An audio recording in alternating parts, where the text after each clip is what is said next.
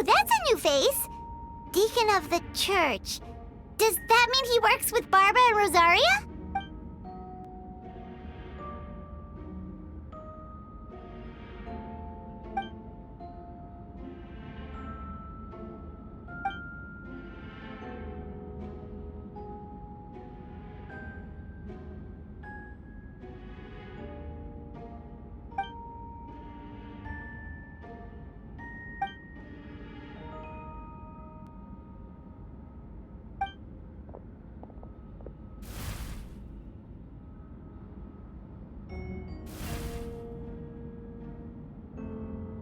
Yes. Ready to proceed. Prior to this trial, the Knights of Favonius, in conjunction with the church, launched an investigation into Mr. Albedo for suspected murder and unlawful disposal of human remains. Murder? A witness stated that, 11 days ago, in the middle of the night, she saw the defendant southeast of the city gates, dragging a large object she later identified as a human body. No. There's no way! We now call that witness to the stand. Beatrice, please tell us what you saw.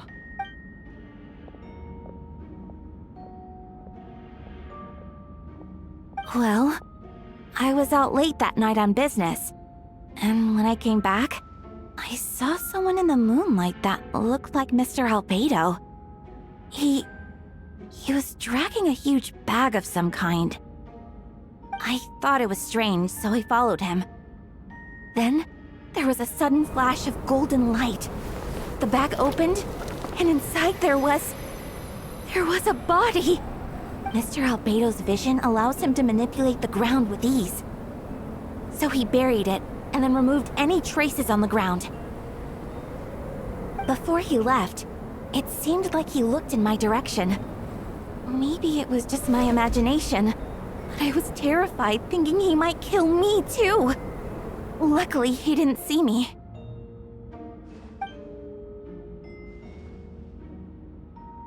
I was working in my office, on the second floor of the Knights of Favonius headquarters. That's right. The next day, the defendant submitted his latest environmental report on the Dragonspine region. Considering the length of the text, it must have taken a considerable amount of time to finish. Can anyone attest to the fact that the defendant was working in his office that night? No. Then the length of the report is not a sufficient alibi. This isn't looking good. If the crime did occur as you described, then what about the body? You mentioned the joint investigation. Well, was the body recovered? Not yet. In other words, you dug up the location Miss Beatrice described and found nothing. You don't find that suspicious? I know what I saw.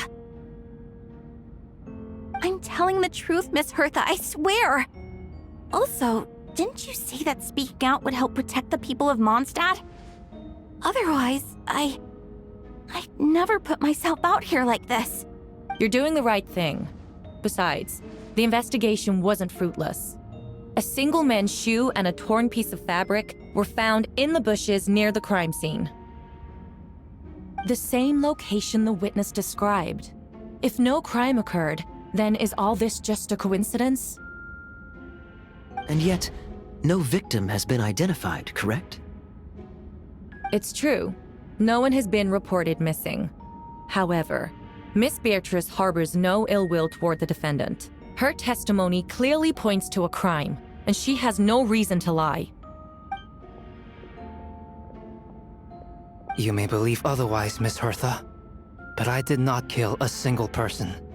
As a knight and the captain of the investigation team, I have a duty to protect Mondstadt and its people. You accuse me of murder, but there's no body or motive. The defendant raises an important point. Motive. Yet, I must be frank, not all murders are premeditated. Spontaneous conflict can also have unforeseen consequences. Nevertheless, I don't intend to prosecute this case on circumstantial evidence alone. Which brings me to the second charge against Mr. Albedo. Second charge? 7 days ago, at dawn, a witness saw the defendant dispose of the body of an adult male in the area between Dragonspine and Dawn Winery. I now call the second witness to the stand. Wait, that's...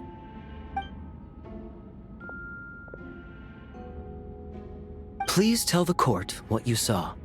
At around 3:40 in the morning, I saw Mr. Albedo dispose of a body beneath a cliff.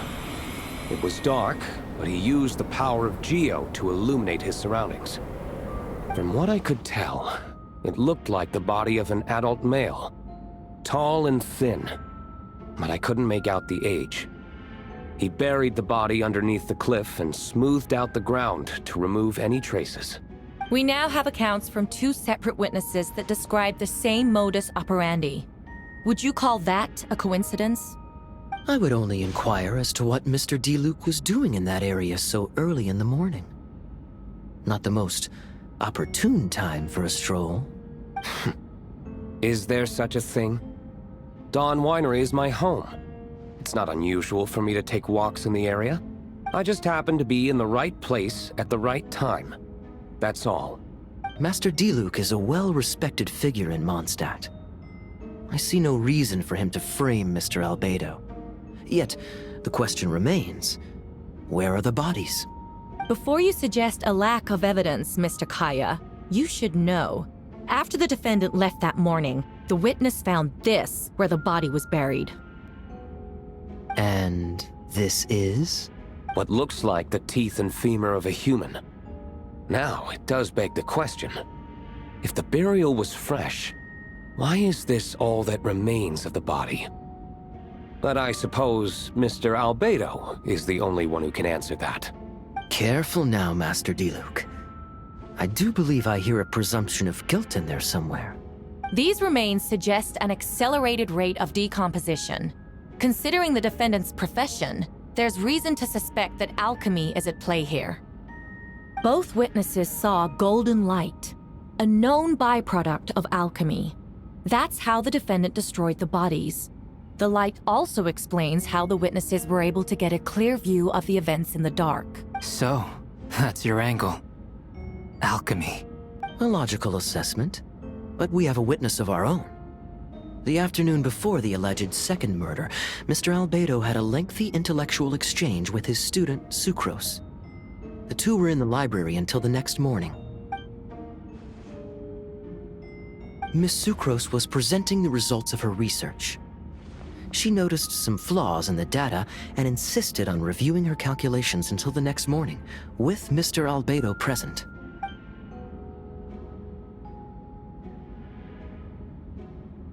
You're certain Mr. Albedo was present the whole time?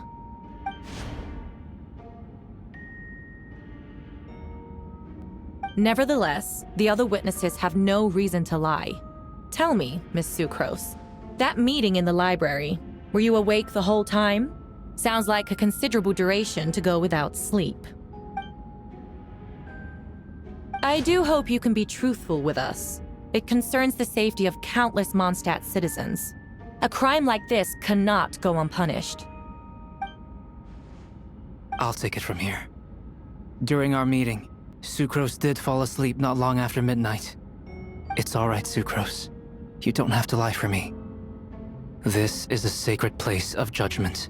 The truth is paramount.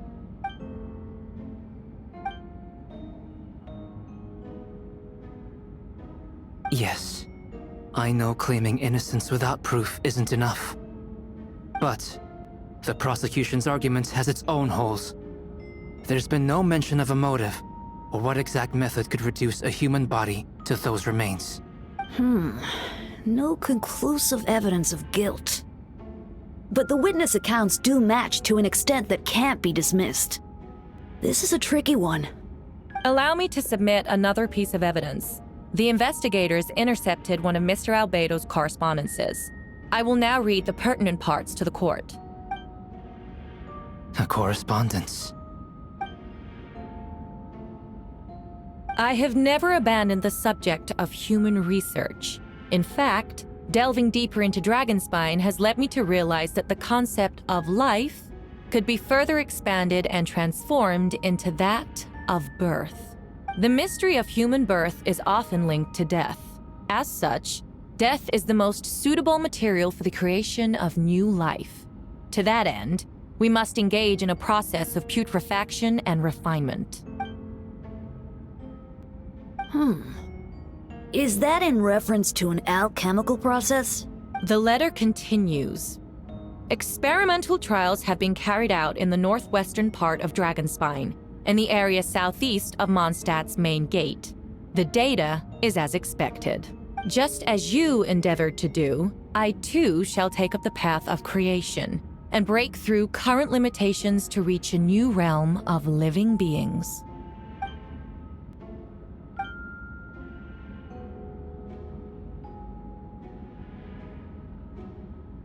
Correct. Not to mention, the locations indicated in the letter match both crime scenes. What more can we trust than the defendant's own words? No, it can't be true! A guilty verdict cannot be delivered without sufficient evidence. In order to protect all parties involved, that is what our principles demand. My original assessment was that we lacked said evidence. But now, it seems the only remaining questions are the identities of the victims and the specific alchemical process used in this case.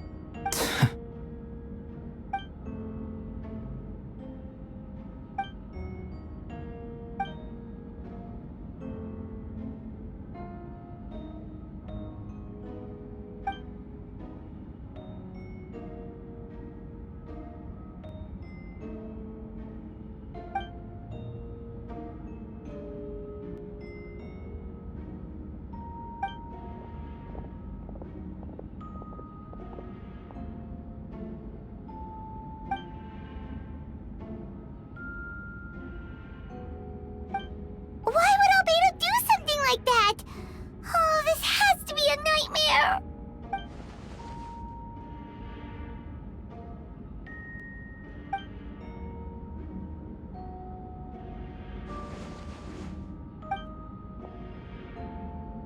Rosaria! Oh, when did you get here?